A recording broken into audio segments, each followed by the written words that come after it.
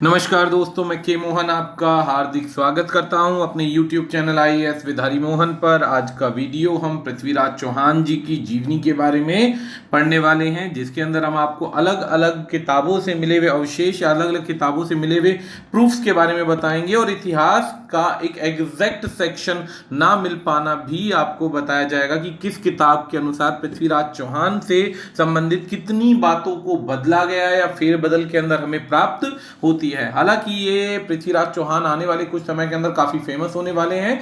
इतिहास में तो फेमस है ही, लेकिन हमारे हॉलीवुड और बॉलीवुड के अंदर भी ये मूवीज के जगत के अंदर भी काफी फेमस होने वाले हैं, क्योंकि इन्हीं की जीवन पर बनाई जाने वाली एक फिल्म है जिसके अंदर अक्षय कुमार लीडिंग रोल में पृथ्वीराज चौहान का रोल प्ले कर रहे हैं और ये मूवी जल्द ही रिलीज होने वाली है जैसे ही लॉकडाउन खुल जाएगा। तो अब पृथ्वीराज चौहान जी के बारे में जानते हैं।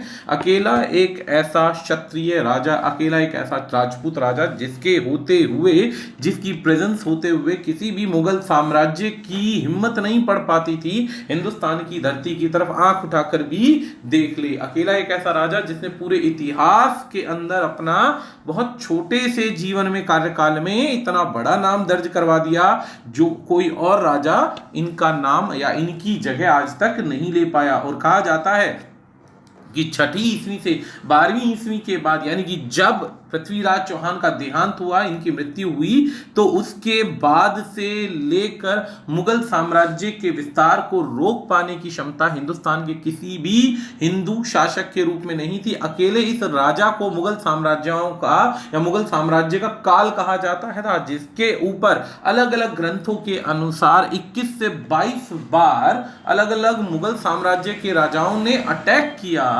और इनको जीतने का प्रयास किया, लेकिन ईमानदारी से वे नहीं जीत पाए और अंत में इस बहादुर शासक को हराने के लिए ढेर सारी बेईमानियां, चोरी और कमर में छुरा घोंपने वाली नीति जो शुरू से मुगल साम्राज्य की रही थी कि भाई बेईमानी से जीतने की नीति थी, तो इनको उसी प्रकार से हराया गया। कुछ हमारे हिंदू राजाओं के अंदर बहुत सारे ऐसे हमारे एक तरीके से ऐसे गद्दार भी हुए हैं जिन्होंने क्या किया है, इस राजा के खिलाफ या हर एक उस नामी गिरामी राजा के खिलाफ कॉन्स्पिरेसी यानी षड्यंत्र करके उसको मरवाने का प्रयास किया। तो इन सभी चीजों के बारे में जानने के लिए वीडियो के अंत तक बने रहिए, ताकि आपको इनसे संबंधित सभी प्रकार की डिटेल्स मिलती रहें और आप अपने आप में सदैव अपडेटेड रहें। तो उससे पहले हमारा जो यूट्यूब चैनल है IAS विद हरि मोहन, इसको सब्सक्राइब कीजिए, जिसके अंदर आपको लेटेस्ट वीडियोस मिलती रहेंगी। इतिहास से संबंधित हो गई, करंट अफेयर्स से रिलेटेड हो गई, UPSC और स्टेट BCS के एग्जाम से रिलेटेड जितना भी इंपॉर्टेंट डेटा होगा अलग अलग चीजों का, वो आपको मिलता रहेगा। यदि आप किसी भी प्रकार के एग्जाम की तैयारी कर रहे हैं तो ये एक बेस्ट स्पॉट है, बेस्ट जगह है जहां पर आप सभी प्रकार की प्रॉपर डिटेल्स इंफॉर्मेशन पा सकते हैं और इन्हीं फैक्ट्स को लिखकर आप एग्जाम में अच्छा स्कोर कर सकते हैं। ये एक बहुत अच्छा प्लेटफॉर्म रहेगा आपके लिए, जिसमें आप ये गिवन नंबर पर कांटेक्ट करके किसी भी प्रकार की गाइडेंस के लिए बात कर सकते हैं। तो चलिए शुरुआत करते हैं सबसे पहली चीज जानने की कि राजपूत क्या होते हैं। सबसे पहली चीज, राजपूत को संस्कृत में राजा का पुत्र माना जाता था, यानी कि सन ऑफ अ किंग। हालांकि राजपूत और बहुत सारे लोगों को राजपूत और क्षत्रिय में कोई डिफरेंस नहीं नजर आता, लेकिन क्षत्रिय वे होते हैं जो शस्त्र का इस्तेमाल करके योद्धा के रूप में इस्तेमाल हो या योद्धा के रूप में कार्य करें, और क्षत्रिय के अलावा राजपूत वो जो राजाओं के बेटे हों। हालांकि इनकी वंशावली भी हिंदुस्तान के अलग अलग क्षेत्रों में चलती आ रही थी और किसी समय के अंदर जो आज के दिन प्रेजेंट का पाकिस्तान है उसके लगभग काफी बड़े हिस्से के अंदर भी राजपूत राजाओं का, यानी कि हिंदू राजाओं का शासन हुआ करता था। हिंदू राजाओं का शासन अगर इतिहास में देखा जाए तो 6वीं से 12वीं ईस्वी तक बहुत जबरदस्त शासन रहा है, जिसके अंदर किसी भी प्रकार के बाहर के शासक का हिंदुस्तान में घुसने का कभी भी कोई साहस नहीं हुआ। 20वीं शताब्दी यानी 12 से 20वीं शताब्दी के बीच में जब राजपूताना शासन की जो प्रिंसली स्टेट थी वो धीरे धीरे कम होने लगी, इनकी मेजॉरिटी जो थी उतनी ज्यादा नहीं रह गई, तो उसके बाद फिर धुआंधार मुगल साम्राज्य का आना और हिंदुस्तान के साम्राज्यों का पतन होना दिखाता है। धीरे धीरे सब कुछ ही समाप्त होता चला गया। अब जो अगर बात करें राजपूतों की वंशावली की, तो वंश का मतलब होता है डायनेस्टी, एक के बाद दूसरा, दूसरे के बाद उसका बच्चा, इस प्रकार से। तो इसमें 3 वंशावली सबसे ज्यादा मेन मानी जाती हैं, जिसमें सूर्यवंशी जो होते हैं वो सूरज भगवान की देन माने जाते हैं कि भाई ये गॉड सूर्य यानी लॉर्ड जो होता है हमारा सूरज, उसको प्रभु मानकर उन्हीं की देन मानी जाती है। ऐसे ही चंद्रवंशी जो चंद्रमा की पूजा करते हैं, और ऐसे ही अग्निवंशी जो अग्नि की पूजा करते हैं। हालांकि चौथा वंश और भी है जिसे वंशावली कहते हैं, लेकिन इसको ज्यादा माना नहीं जाता, इसीलिए हम इन तीन को ही ज्यादा महत्व देते हैं। हिस्ट्री में बहुत सारे वंश आए हैं, लेकिन इन तीन का सबसे ज्यादा महत्व रहा है। अब अगर बात करते हैं राजपूताना शासनों की, तो राजपूतानाओं का जो शासन रहा है वो राजस्थान, उत्तर प्रदेश, हरियाणा जो आज का है, पुराने टाइम में हरियाणा नहीं था, इसके बाद दिल्ली का शासन, दिल्ली के बाद हिमाचल, हिमाचल के साथ साथ पंजाब का बहुत बड़ा क्षेत्र, यानी पूरा हिंदुस्तान के बीच का जो भूभाग था वो सारा का सारा हिंदू राजाओं में, राजपूतों के अंडर आता था, जिसमें इनकी जो एक होता है ना मेहनत का और जीत का लोहा पूरा संसार उस समय मानता था। अगर हम बात करते हैं पृथ्वीराज चौहान जी की, तो ये चौहाना जो शासन है इसे चौहान शासन बोला जाता है, तो मैं इसे आगे चौहान शासन ही बोलूंगा, आप समझ जाइएगा कि सोमेश्वरा और कपूरा देवी जी के ये पुत्र रहे हैं, जिनमें गुजरात के अंदर शुरुआत में अपनी रिश्तेदारी के अंदर ये रहे थे, जहां पर चालुक्य कोर्ट होती थी, जहां पर इनके पिता काम करते थे या लाए गए थे, तो वहां पर से फिर ये धीरे धीरे आगे बढ़े और अजमेर की तरफ इन्होंने अपना रास्ता बना लिया। अब पुराने राजाओं के जीवन का कभी भी सही इतिहास या सही समय कभी नहीं पता चलता कि एग्जैक्टली उनका जन्म कब हुआ। आज भी बहुत सारे लोग हैं, जैसे कि अगर मैंने अपनी दादी से पूछा कि आपका जन्म कब हुआ था, तो वो जन्म जो है वो एग्जैक्टली नहीं बता पाते थे, तो वो इस तरीके से बताते थे कि उनके जन्म के इतने साल बाद आजादी मिल गई थी, और जब इनके जन्म के उस समय में जो था दूसरी शिवरात्रि सर्दियों की थी, तब इनका जन्म हुआ। तो दूसरी शिवरात्रि निकालना आसान होता है सर्दियों के समय में, प्लस उसके बाद गंगा जी का नाड़ निकालना आसान होता है। तो इस तरीके की जो तरीके होते हैं इतिहास में समय बताने के, वही इस्तेमाल किए जाते थे। तो यहाँ भी जो पृथ्वीराज चौहान का जो जन्म है वो इसी प्रकार से बताया जाता है कि ज्येष्ठ महीने यानी हिंदू महीने के अनुसार, हिंदी कैलेंडर के अनुसार इनका जन्म जो था 12वें दिन हुआ था ज्येष्ठ महीने के। हालांकि एग्जैक्ट रेशो नहीं है, लेकिन एस्ट्रोलॉजीज ने उल्टा सीधा अपना कैलकुलेशन किया, और कैलकुलेशन करने के बाद अंदाजा लगाया इनके जन्म का कि 1166 के अंदर मई जून के महीने के अंदर इनका जन्म हुआ था।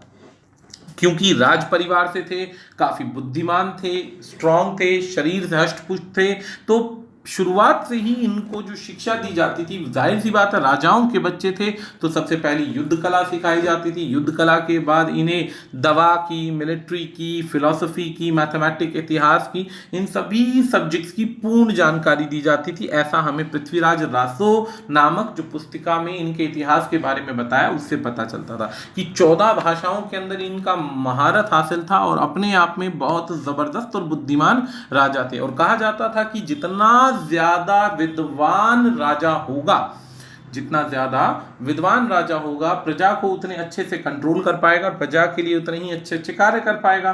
तो यही चीज इनके अंदर थी कि इनकी किताबें जितनी भी मिलती हैं उनमें पाया जाता है कि बहुत जबरदस्त योद्धा बने थे, और योद्धा होने के साथ साथ ये बहुत ही दमदार व्यक्ति थे बुद्धि के अनुसार, और इनकी बुद्धि का लोहा पूरा हिंदुस्तान उस समय में मानता था कि जहां भी जाते थे तो बुद्धिमानी से कहीं भी गए तो उस राज्य को कभी भी पलटकर हारा नहीं, ये हमेशा जीत कर आए। हालांकि कुछ परिस्थितियां रही जिसके अंदर इनको अपने पिता की मृत्यु या राज्य छोड़कर चले जाने के बाद बहुत जल्द ही राजा बनना पड़ गया।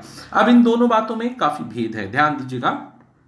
कुछ पुस्तिकाएं या कुछ ऐसे इतिहास के गीत मिलते हैं जिसके अंदर माना जाता है कि पृथ्वीराज चौहान के पिता जो थे मृत्यु हो गई जल्दी, जिसमें इन्हें 11 साल की उम्र में ही पृथ्वीराज को क्या बना दिया, राजा बना दिया। कुछ किताबें ऐसी भी मिलती हैं जिसके अंदर कहा जाता है कि जैसे हमीरा महाकाव्य मिलता है जिसमें बताया जाता है कि पृथ्वीराज को राजा बनाया गया और सोमेश्वर जी रिटायर होकर जंगलों में चले गए, संन्यास ग्रहण कर लिया। तो अलग अलग किताबों का अलग अलग ज्ञान, अलग अलग पुस्तिकाओं का होता है, क्योंकि उस समय में इतिहास में दोस्तों कैमरे नहीं होते थे, HD कैमरे नहीं होते थे कि पूरी की पूरी इतिहास की जानकारी मिल जाए। और जो इतिहास मिला वो कच्चा पक्का कागजों पर, शिलालेखों पर मिला है, जो कुछ कहानियों के द्वारा पता चलता है। तो उनको जोड़कर अलग अलग ग्रंथों को एलाबोरेट करने के बाद इतिहास का पता चलता है। लेकिन जो भी चीजें पता चली वो क्या पता चली कि गुजरात से अजमेर मूव हुए, जहां पे सोमेश्वर जी ने 1177 में, हम ये मान लेते हैं कि अपना राज्य त्याग दिया और पृथ्वीराज को 11 साल की उम्र में ही राजा बना दिया। अब 11 साल का बच्चा जो होता है, बेशक शरीर से कितना भी हट्टा खट्टा क्यों ना हो, लेकिन वो रहता तो बच्चा ही है।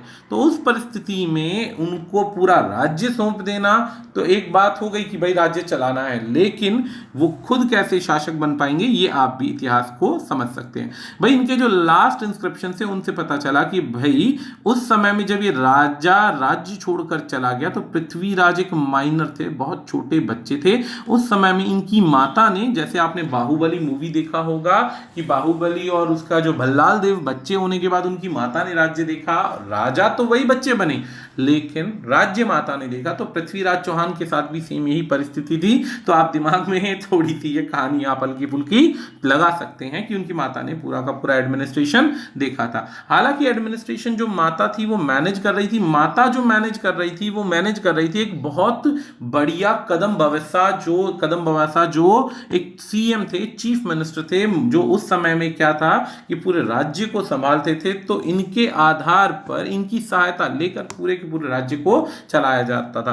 तो इसे कैमासा अलग अलग नामों से जानते हैं, अलग अलग गीतों में इनका नाम मिलता है। बहुत जबरदस्त एडमिनिस्ट्रेशन था, बहुत अच्छे तरीके से पूरे के पूरे साम्राज्य को ये महामंत्री चलाते थे। और महामंत्री जब चलाते थे तो एडमिनिस्ट्रेशन बहुत जबरदस्त था। उस समय में कहा जाता है कि जितनी भी विजय के जो बेसिकली नाम जोड़े जाते हैं वो इसी महामंत्री की वजह से जोड़े जाते हैं कि ये इतने स्ट्रांग थे कि इन्होंने कभी भी अपने अजमेर को, अपने राज्य को, पृथ्वीराज के राज्य को कभी डूबने नहीं दिया। बहुत जबरदस्त राजा थे, सारी रिस्पॉन्सिबिलिटी लेते थे मिलिट्री की, सभी चीजों की। धीरे धीरे समय बदला और अब दो कहानियां फिर से आ गई।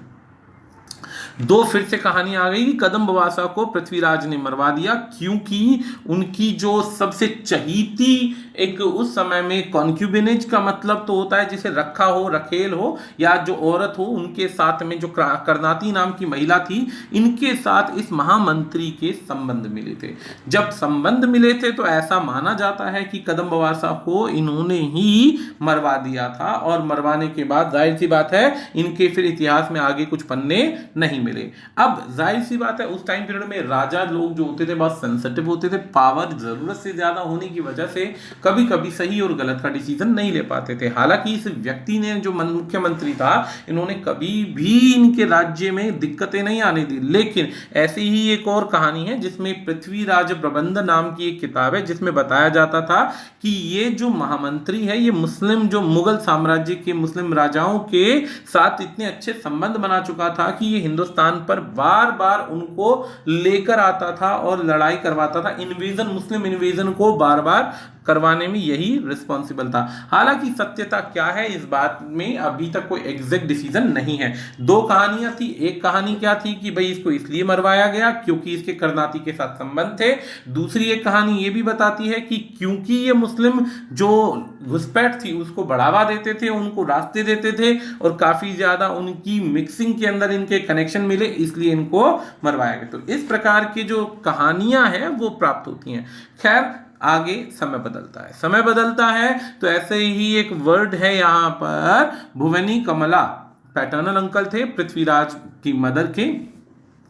Prithviraj mother was another important minister. उसके बाद ये एक अनदर इंपॉर्टेंट मिनिस्टर आए जिन्होंने पूरे लंबे अरसे तक पृथ्वीराज का साथ नहीं छोड़ा और सदैव उसके साथ एक ईमानदार व्यक्ति की तरह बने रहे। इन्होंने हालांकि काफी सारे राज्यों को जीता, जिससे गरुड़ हमेशा विष्णु के साथ बने रहे थे। इनके लिए भी ये कहा जाता है कि ये हमेशा सेम ऐसे ही पृथ्वीराज चौहान के साथ हमेशा बने रहे और टिल द लास्ट, जब तक अंत नहीं हो गया तब तक ये उन्हीं के साथ रहे। इनके बारे में कहा जाता है कि इनके एक ऐसे ही हिस्टोरियन है, एक ऐसे ही क्या नाम है, दशरथा शर्मा, जिसने बताया था कि पृथ्वीराज ने सारा का सारा कंट्रोल 1180 में ले लिया था। 1180 में कंट्रोल ले लिया था और जब तक कंट्रोल नहीं था तो पृथ्वीराज साहब का सारा कंट्रोल जो थे इनके ये मैटरनल अंकल और सीएम के अंडर चलता था।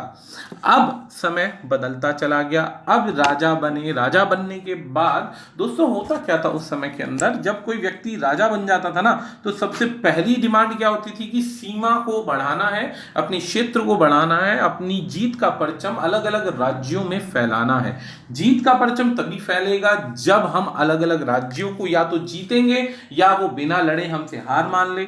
बिना लड़े कोई भी राजा होगा उसके अंदर एक अपना सेल्फ एटीट्यूड इतना होता है कि वो हार मानेगा नहीं, तो उसके लिए लड़ना पड़ेगा। तो इस प्रकार से छोटी बड़ी मिलाकर जो पृथ्वीराज चौहान के कार्यकाल में थी या राज्य के कार्यकाल में थी, उन्होंने काफी सारी लड़ाइयां लड़ी। लड़ाई लड़ने के बाद इन्होंने हर पड़ोस के जो भी राजा होते थे उनको जीतते गए, विलय करते गए और उसके बाद अपने ही कंट्रोल में चलाया।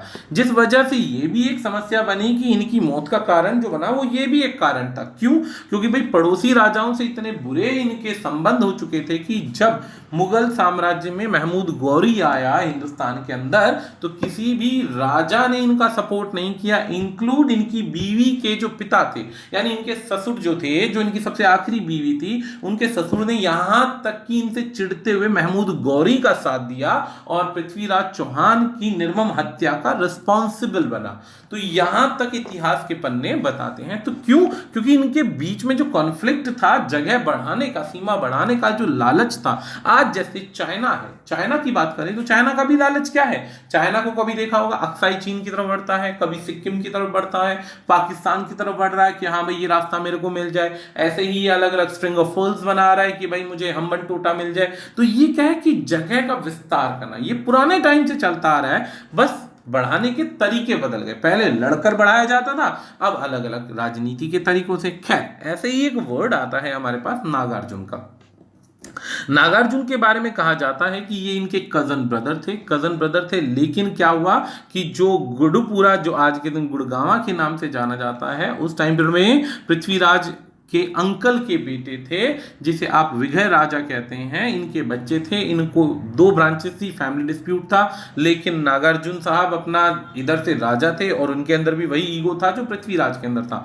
पृथ्वीराज ने क्या किया? अटैक किया और मामूली सी लड़ाई के बाद इनको जीत लिया। जीतने के बाद में, अब ध्यान दीजिएगा, पुराने टाइम पीरियड में कोई भी राजा जीतता था तो उस राज्य को पूरी तरीके से ही अगर अपने कंट्रोल में रखना है तो वहां पे दूसरे व्यक्ति को राजा बना देगा, और अपने कंट्रोल में नहीं रखना है तो उसको इतनी बुरी तरह लूट लेता था कि लूटने के बाद जब छोड़ा जाता था तो उसके पास खाने पीने के कुछ रास्ते बचते नहीं थे। तो सेम ऐसे ही हुआ, चढ़ाई कर दी, हाथी घोड़े ऊंट इन सबको ले जाकर लड़ाई लड़ी। लड़ाई लड़ने के बाद जीत गए। जीतने के बाद रेसिस्टेंट हुआ, भागने की कोशिश हुई जिसमें मार दिया गया, और उनके बाद में माता, बीवी और जो उनके फॉलोअर्स थे उन सबको क्या कर दिया?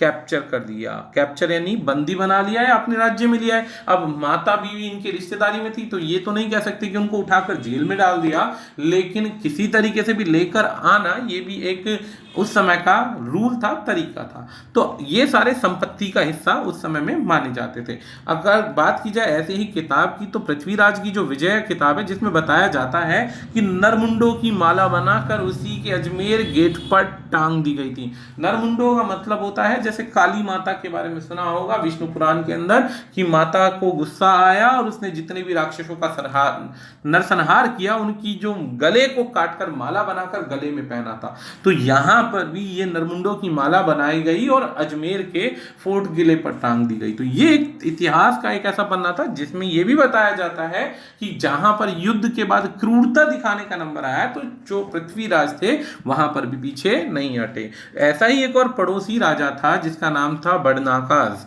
यहाँ पर बड़नाकाज के बारे में भी फिर से वही दो कहानियां हैं।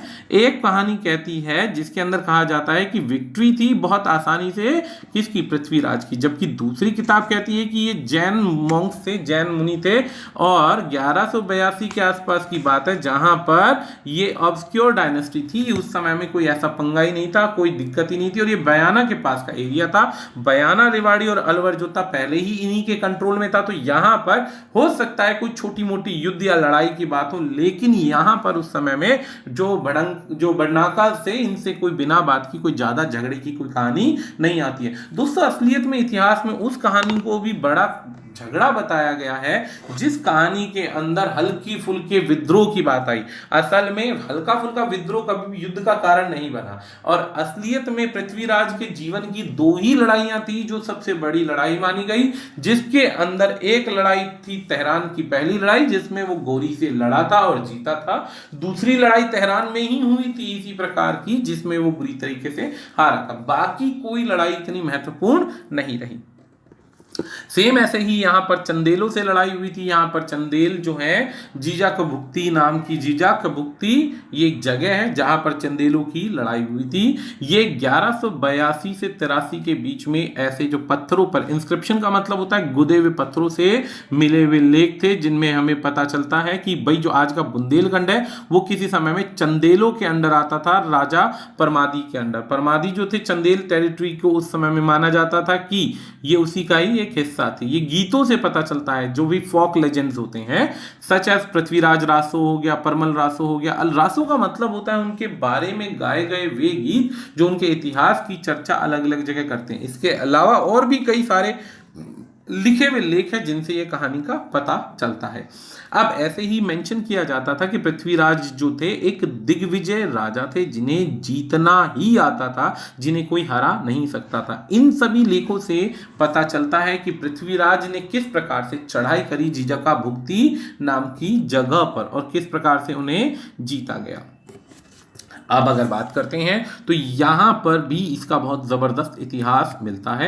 कई बार तो ऐसी लड़ाई लड़ी गई जिसके अंदर लड़ने का कोई रीजन ही नहीं था। रास्ते में आ रहे थे, गलतफहमी हुई, उठाकर राजा पे अटैक कर दिया और अटैक करने के बाद जीत लिया। कुछ इस प्रकार की युद्ध भी आए हैं। क्यों? गलतफहमी का शिकार हुए। ऐसी ही गलतफहमी अगर इतिहास में सुननी हो तो एक गलतफहमी क्या थी कि छोटा सा एक उदाहरण दूंगा दोस्तों। जापान का और रशिया का युद्ध हो रहा था। जापान और रशिया का युद्ध हो रहा था और रशिया के जहाज जो थे इंग्लैंड की तरफ से उल्टे रास्ते से पूरे वर्ल्ड का चक्कर लगाकर आ रहे थे।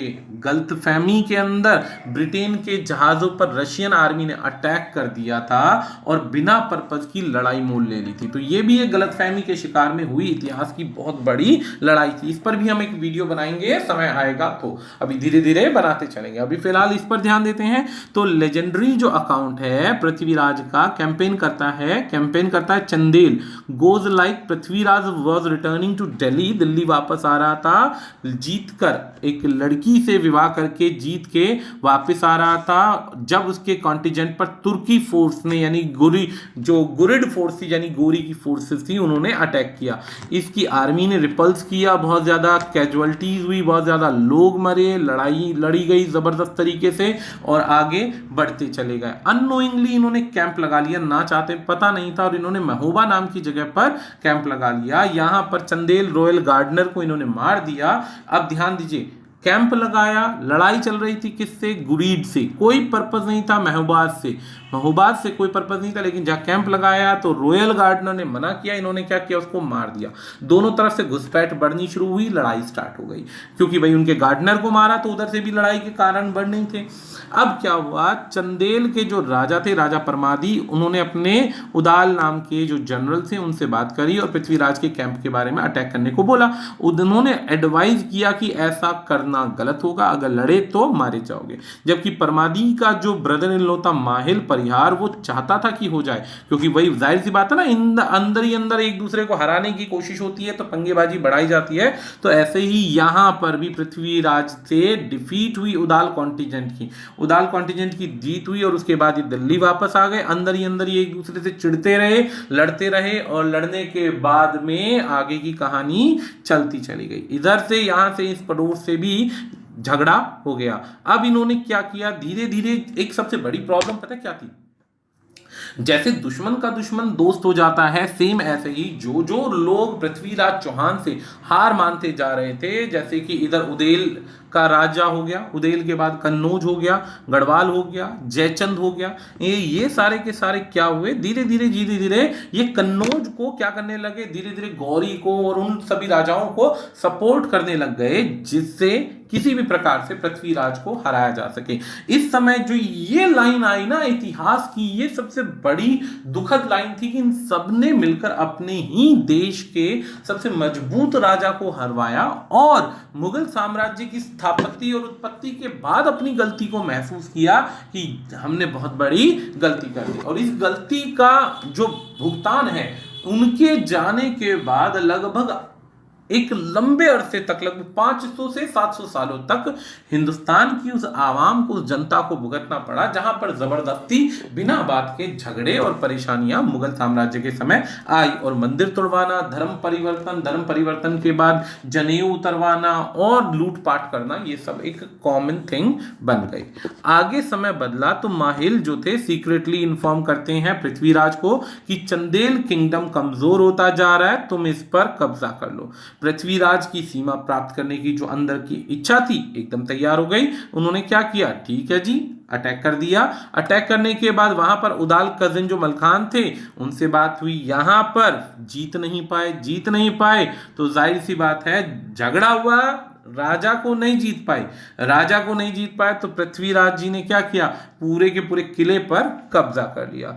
चंदेल ने फिर इस बात से काफी ज्यादा अपनी रिक्वेस्ट करी, इनसे बातचीत करी, अपील करी ताकि बातचीत नॉर्मल हो जाए। इनकी सपोर्ट में चंदेल, जयचंद ने आर्मी भेजी अपने बेस्ट जनरल्स की और इस पर क्या किया, पृथ्वीराज पर अटैक कर दिया। लेकिन पृथ्वीराज के बारे में बोला जाता है कि आमने सामने की लड़ाई में कभी भी इनसे जीतना जो था इम्पॉसिबल था। इनके बारे में कहा जाता है कि इनके पास 3 लाख के आसपास की तो सेना होती थी, 3 लाख के आसपास की सेना होती थी, 1 लाख के आसपास घुड़सवार होते थे, 3000 हाथी होते थे।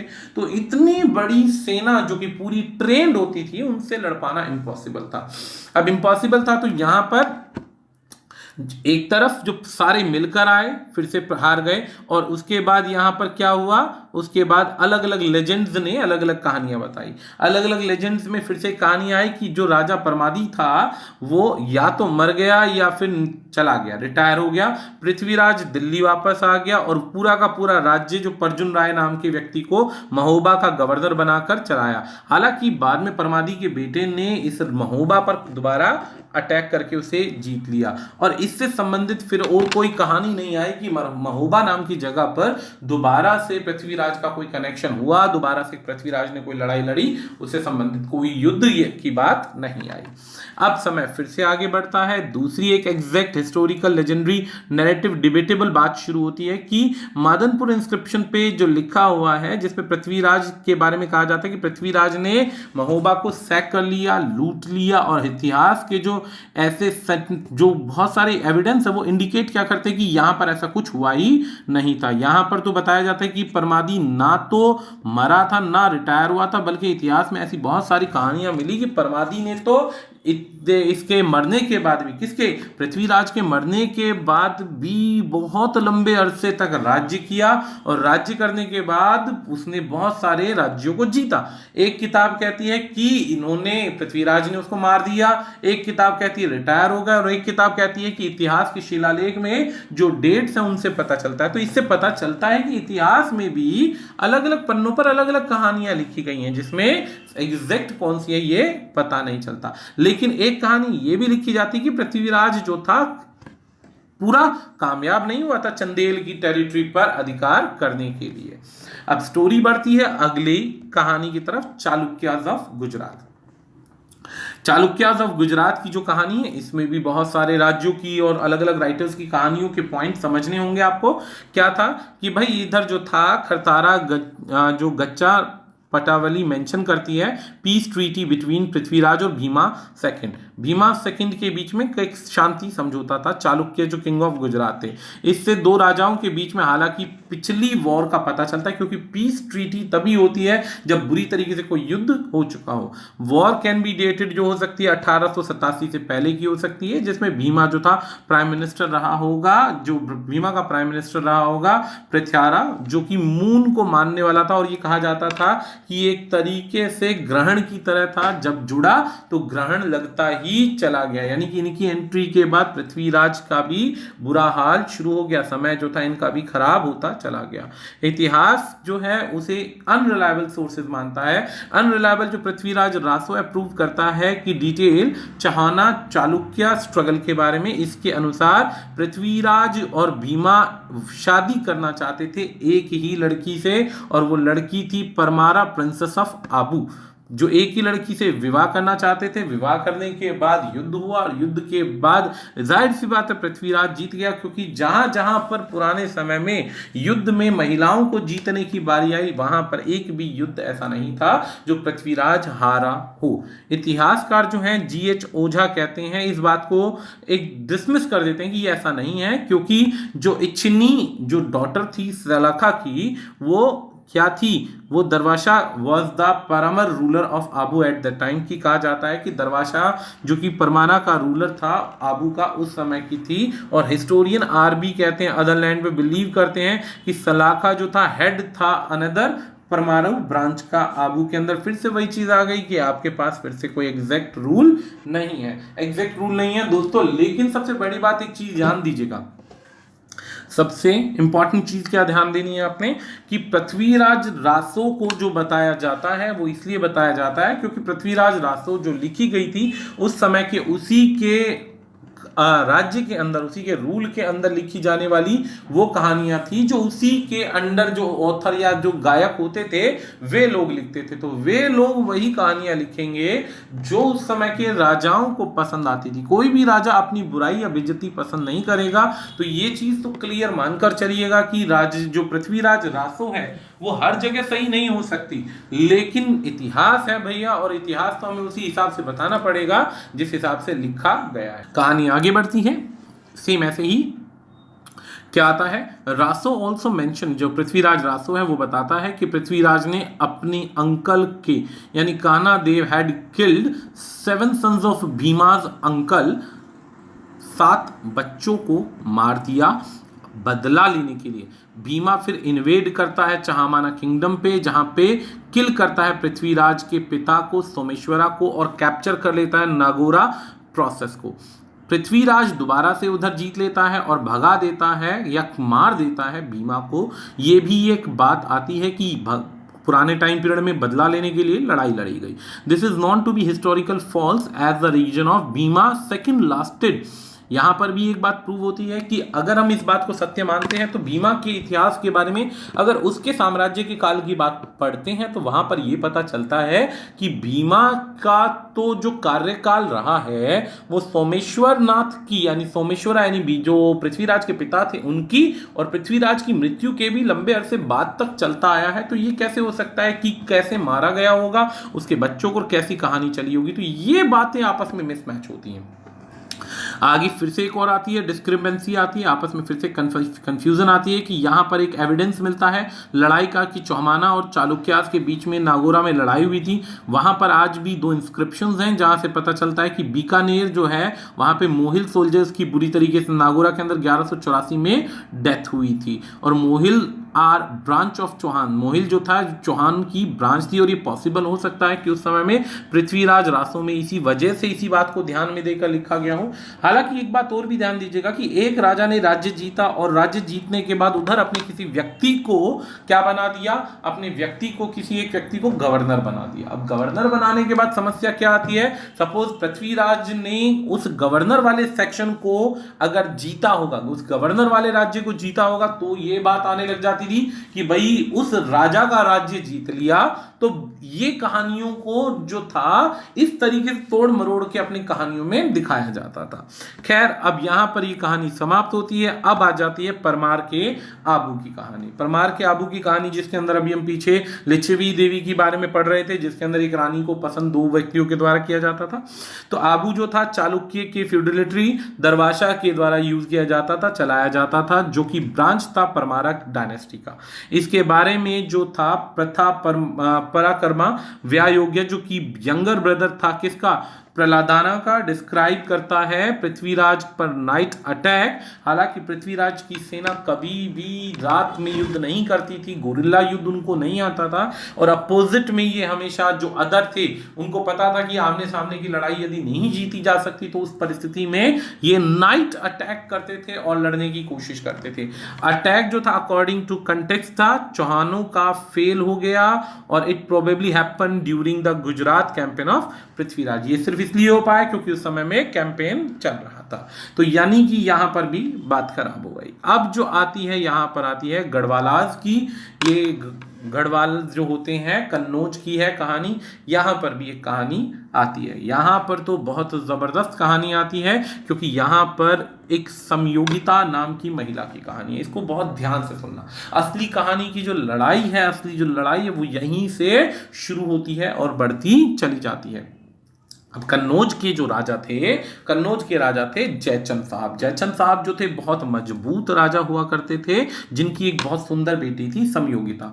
समयोगिता से पहले जो पृथ्वीराज चौहान थे, उनकी हालांकि पहले भी कई रानियां थी, लेकिन रासों से, पृथ्वीराज रासों से पता चलता था कि वे सदैव किसी अप्सरा की बात किया करते थे अपनी कहानियों में। उनकी कहानियों में अक्सर एक अप्सरा का वो मिलता है, क्या मिलता है, उल्लेख मिलता है कि उसके ख्यालों में ये खोए रहते थे। उस अप्सरा के बारे में जब बताया गया पृथ्वीराज रासों को, उसके द्वारा या किसी व्यक्ति के द्वारा पृथ्वीराज को, कि ऐसे ऐसे समयोगिता नाम की एक बहुत सुंदर महिला है जिसका स्वयंवर होने वाला है। स्वयंवर सेरेमनी का मतलब होता है कि भाई यहां पर अपनी ताकत को दिखाओ, और अगर ताकत से राजा या लड़की इंप्रेस हुए तो जाकर रानी या लड़की तुम्हारी। इस परिस्थिति में जो जयचंद था, पहले ही बुरे संबंधों की वजह से पृथ्वीराज को इनवाइट नहीं करता है, पृथ्वीराज को बुलाने से मना कर देता है और सभी राजाओं को बुला लेता है। लेकिन जो उधर संयोगिता थी, उनके सामने भी उनकी दासियों और जो बेसिकली उनके गुप्तचर थे, उनके द्वारा पृथ्वीराज की जो शक्ति थी, ताकत थी, उसका पहले ही बहुत ज्यादा व्याख्यान हो चुका होता है। तो वो मन ही मन जो होती है समयोगिता, इसको अपना पति मान लेती है। समयोगिता इधर से पति मान लेती है, उधर से पृथ्वीराज बुरा मान चुका होता है, लेकिन समयोगिता की सुंदरता का जो व्याख्यान सुन के उससे भी नहीं रुका जाता। तो वो कहते हैं ना भैया, लव एट फर्स्ट साइट, बिना देखे ही दोनों को प्रेम हो गया।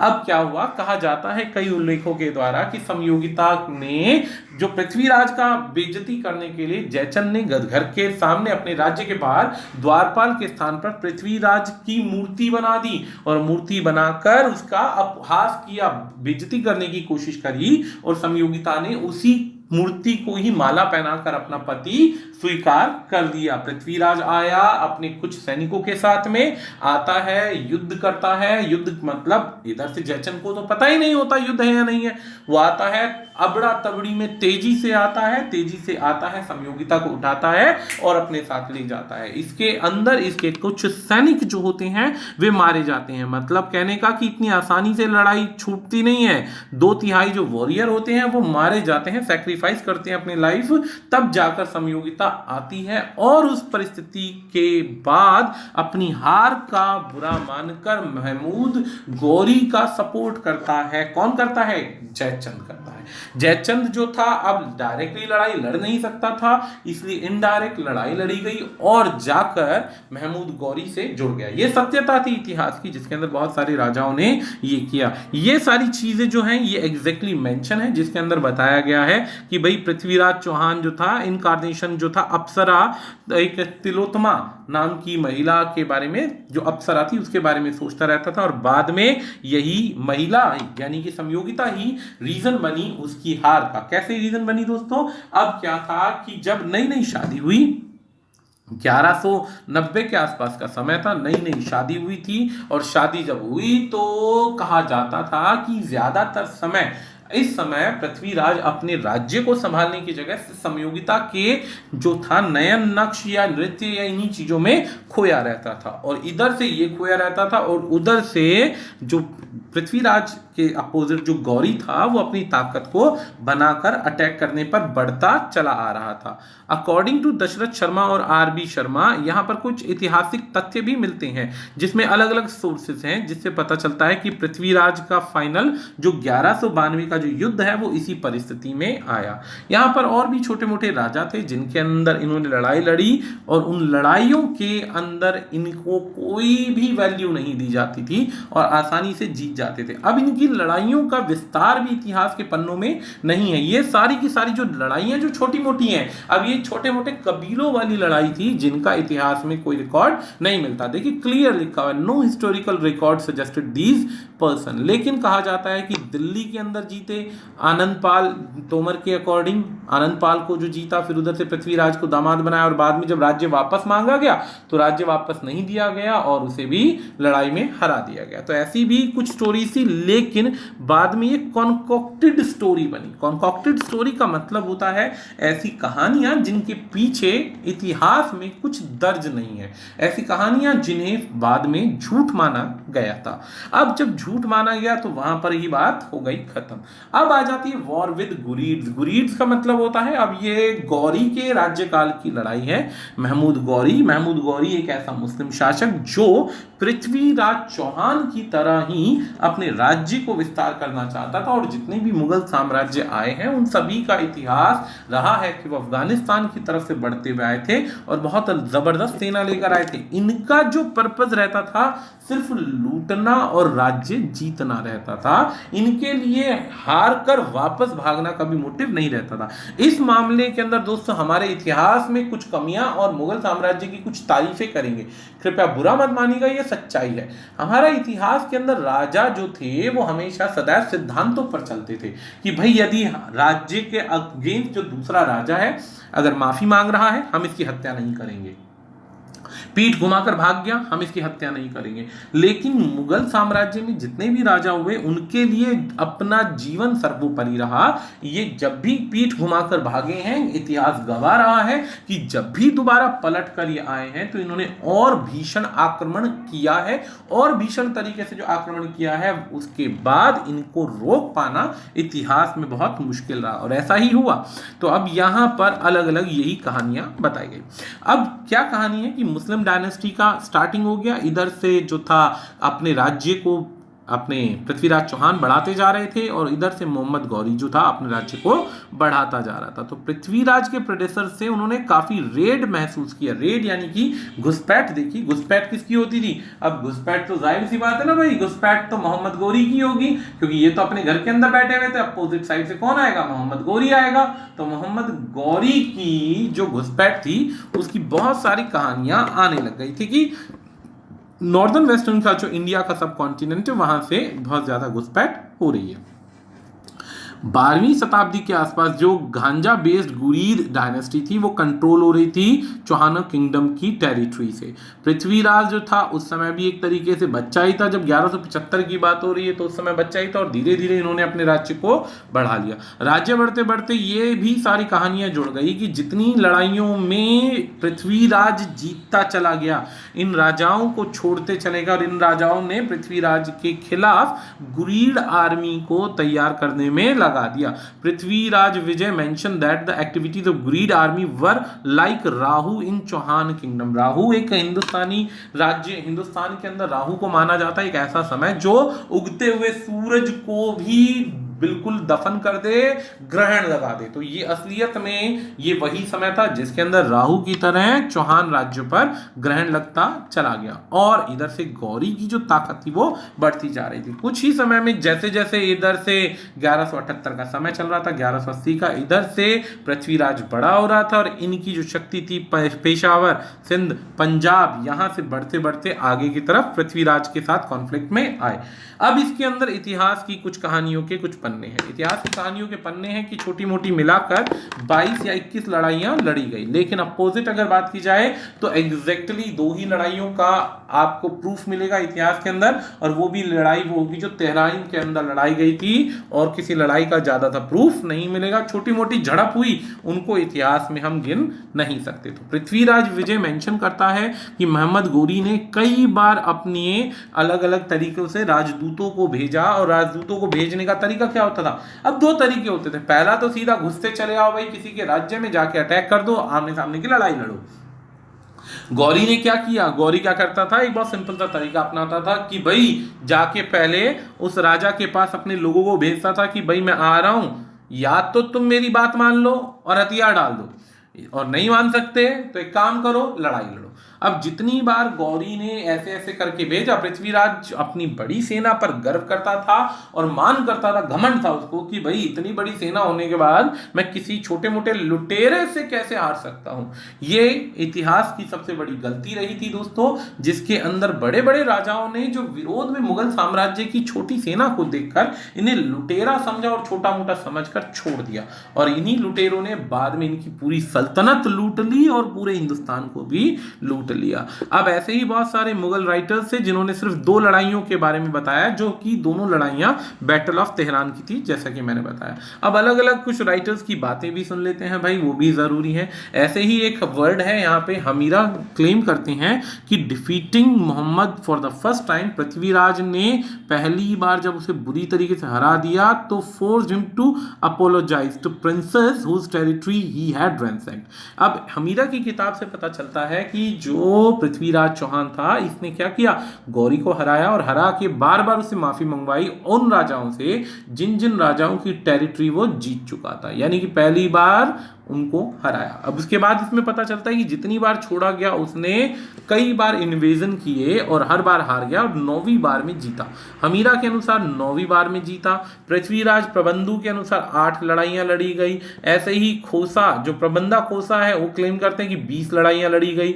ऐसे ही यहाँ पर पृथ्वीराज की जो एक है चिंतामणि, वो कहती है कि 21 या 22 लड़ाइयां लड़ी गई। तो इतिहास के अंदर बहुत सारी लड़ाइयां हैं, लेकिन सारी लड़ाइयां जो एंड हो जाती हैं वो एंड करती हैं बैटल ऑफ तराइन की तरफ। ये बैटल ऑफ तराइन जो थी वो लास्ट की 2 लड़ाइयां थी, उससे पहले 8, 10, 12, 22 जितनी भी लड़ाइयां, वो सारी बातें जो हैं वो इतिहास के अंदर ही रह जाती हैं। हाँ, उनसे संबंधित कई अलग अलग अवशेष मिलते हैं, लेकिन उनका एग्जैक्ट लॉजिक कोई भी नहीं मिल पाता कि ये एग्जैक्ट रीजन रहा होगा इनकी डेथ का।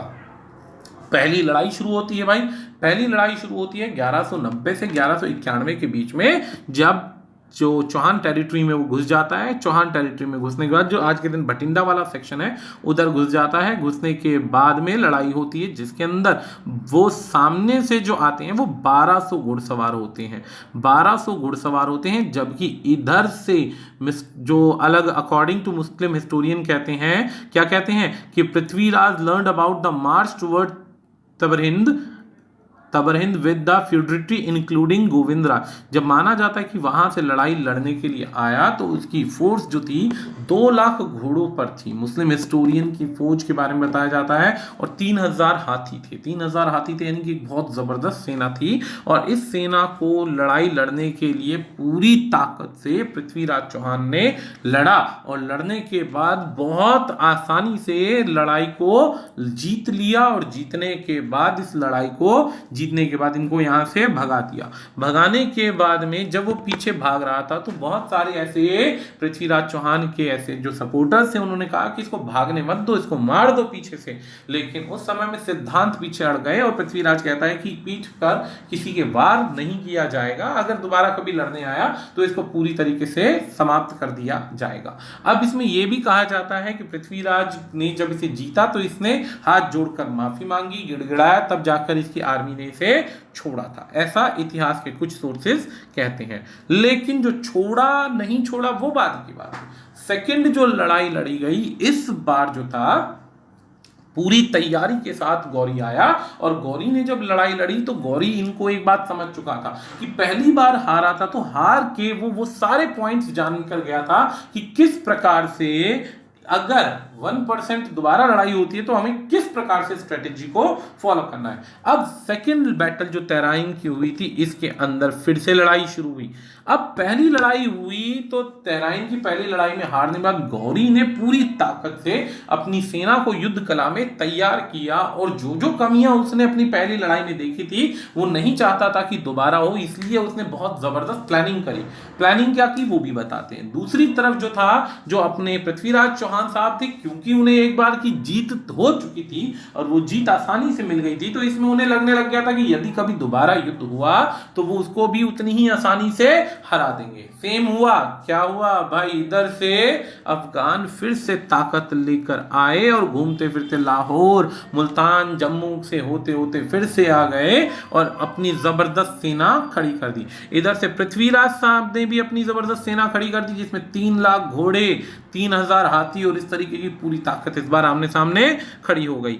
लेकिन इस बार जो इन्होंने स्ट्रेटेजी अप्लाई थी, स्ट्रेटेजी क्या अप्लाई थी कि जो अपना जो मोहम्मद गोरी था, इसने अपनी पूरी की पूरी सेना को, जैसे सपोज 1 लाख लोगों की सेना थी, तो 1 लाख लोगों की सेना में से 10-10 हजार के 4 जो बेड़े थे, 4 जगह से अटैक करवाए और उन सबको बोल दिया था, उन सबको अपना प्लानिंग बता दिया था कि एक समय बाद ये इशारा मिलने पर ऐसा प्रतीत करना कि तुम हार गए। और एक बहुत बड़ा हिस्सा जो था, इसने आर्मी का छुपा कर रखा हुआ था कि अगर पृथ्वीराज की सेना और पृथ्वीराज पीछा करेगा तो इस सेना को पीछे से वार करेंगे और इनको हरा देंगे। सेम ऐसा ही हुआ दोस्तों। पृथ्वीराज चौहान जो था अपने दरबार में सो रहा था, बुरी तरीके से नींद में था, उसे पता ही नहीं था कि लड़ाई हो चुकी है। कहा जाता है कि लड़ाई के 3 या 4 दिन उसे उठाया गया और बताया गया कि ये लड़ाई चल रही है। जब लड़ाई चल रही थी तो 4 तरफ से लड़ाई लड़ी गई। 10-10 हजार या मतलब एक बड़ा सेक्शन जो था अलग अलग द्वार से लड़ रहा था, और जब द्वार से लड़ने लगा तो सारे अब क्या करने लगे, भागने का बहाना करने लगे। पृथ्वीराज ने पीछे से उनको फॉलो किया। फॉलो करने के बाद उसकी जो छुपी हुई सेना थी, उन्होंने क्या किया, पृथ्वीराज की सेना को घेर दिया और मारना शुरू कर दिया। पृथ्वीराज की जब सेना घेरी गई और पृथ्वीराज के सैनिकों को मारा जाने लगा, तब पृथ्वीराज को उसके कुछ सैनिकों या फॉलोवर्स की मदद से भगाने का रास्ता मिल गया और भागने के बाद उन्हें सिरसा तक पहुंचने पर पकड़ दिया गया। सिरसा तक पहुंचे ही थे कि पीछे से सेना उनकी चलती गई, डिफेंडर्स उनके मारते गए और वो किसी भी तरीके से कहां तक पहुंचे, सिरसा तक पहुंच गए। सिरसा में उन्हें पकड़ लिया गया। अब यहां पर पकड़ा, मंदिरों को डिस्ट्रॉय किया, उनके जो फॉलोवर्स थे उनको मारा गया, फॉलोवर्स मारे गए, सब कुछ नुकसान हो गया, लड़ाई खत्म हो गई भाई। अब आता है बात डाउनफॉल ऑफ पृथ्वीराज चौहान। इसमें 3 लेख मिलते हैं, तीनों सुन लीजिए। पहला लेख मिलता है कि भाई पृथ्वीराज के जो लोग थे, पहला लेख कहता है कि पृथ्वीराज को पकड़ा गया, थोड़े समय उसको अपने दरबार में रखा गया, उसके बाद दोबारा से पूरे राज्य को क्या कर दिया गया, पृथ्वीराज को अपने अंडर, मुस्लिम शासक के अंडर गवर्नर बनाकर उधर का ही राजा बना दिया। ऐसा अंदाजा इसलिए लगाया जाता है क्योंकि बहुत सारे सिक्के मिलते हैं जहां पर एक तरफ गौरी का और दूसरी तरफ पृथ्वीराज चौहान का फोटो मिलता है। यानी कि इससे यह प्रूव हो सकता है कि राजा यानी कि गौरी के कंट्रोल में आने के बाद पृथ्वीराज को दोबारा से राज्य मिल गया हो और उसके बाद उसके बेटे को शासक बना दिया गया हो। दूसरा रूल ऐसा मिलता है जिसके अंदर कहा जाता है कि पृथ्वीराज ने कंट्रोल में आने के बाद में, गौरी से हारने के बाद में दम तोड़ दिया, खाना नहीं खाया और खाना ना खाने की वजह से उसकी जेल में पड़े पड़े उसकी मृत्यु हो गई। कुछ ऐसे कहते हैं कि अब पकड़े जाने के बाद क्रूरता से मरवा दिया गया।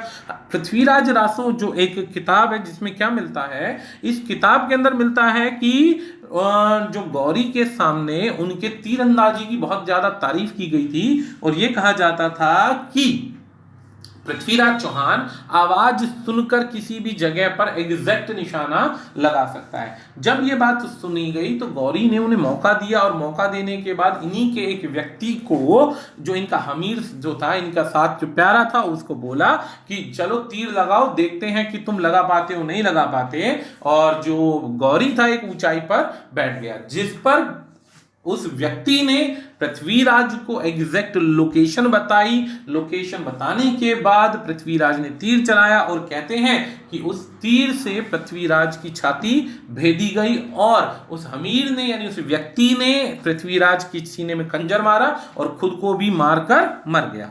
ऐसी कहानी मिलती है। लेकिन गौरी का इतिहास जो था पृथ्वीराज की मृत्यु के बाद भी मिलता है। गौरी का इतिहास अगर पृथ्वीराज की मृत्यु के बाद मिलता है तो ये कह पाना बिल्कुल सही नहीं हो सकता कि पृथ्वीराज ने महमूद गौरी को या मोहम्मद गौरी को मार दिया। तो जब ये सत्य नहीं मिलता तो अलग अलग किताबें अलग अलग इतिहास लेकर आती हैं। जब अलग अलग किताबें अलग अलग इतिहास लेकर आती हैं तो उनमें से हम कहीं छोटा मोटा ये इतिहास मान सकते हैं कि गौरी ने पृथ्वीराज को मारकर उसके बेटे को क्या किया होगा, उस राज्य पर बिठाया गया होगा, उस राज्य पर उसका राजा बना दिया गया होगा, जिसके आधार पर साम्राज्य को आगे चलाया गया होगा। लेकिन बाकी बातों को भरोसा कर पाना बहुत मुश्किल है। कुछ कहानियां ये भी कहती हैं कि पृथ्वीराज को मरवाने के लिए गौरी ने उसके घोड़ों को ट्रेंड करवा दिया था अंदर ही अंदर कि जब मेरी आवाज हो तो ड्रम बीट्स में भागने की जगह